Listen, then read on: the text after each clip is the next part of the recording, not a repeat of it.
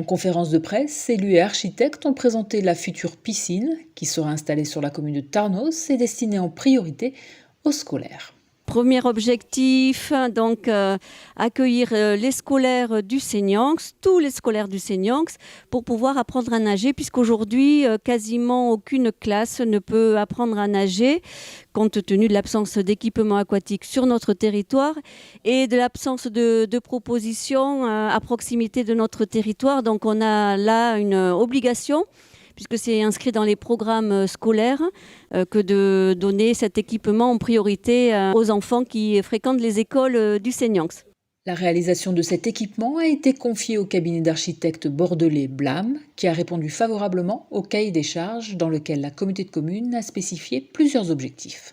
Déjà, on voulait faire, un équipement aquatique fonctionnel, réaliste, qu'on a réfléchi assez compact sur une parcelle donc, de 6000 m², accessible par le plus grand nombre, ce qui sera le cas, puisqu'il sera accessible à pied, à vélo, en voiture, en bus. Là-dessus, il n'y aura pas de problème.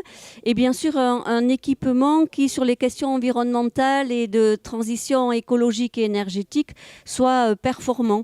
Donc c'était un petit peu la demande que nous avons écrite et que le cabinet Blam va maintenant travailler dans le détail.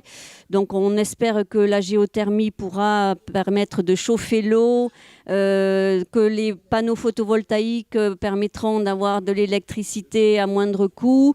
Tous les systèmes d'eau pour récupérer l'eau, etc. seront bien pensés de façon à ce que ce soit un équipement aquatique le plus vertueux possible.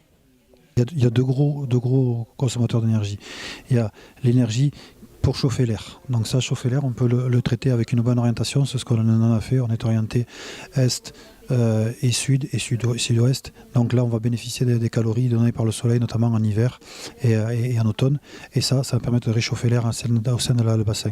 Ça va économiser tous les traitements d'air avec une énergie qui est essentiellement électrique. La deuxième énergie qu'il faut travailler, c'est l'eau. Donc en effet, l'eau, il y a une norme qui est demandée, qui est de 85 litres par baigneur jour. Donc pour économiser cette eau, il y a des systèmes de filtration, notamment la perlite, qui est sur un filtre. En fait, je ne vais pas rentrer dans les détails, mais c'est un filtre qui permet de beaucoup économiser l'eau.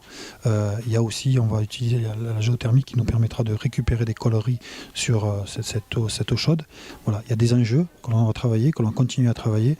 Les photovoltaïques, par exemple, c'est une énergie qui est gratuite et on va l'utiliser.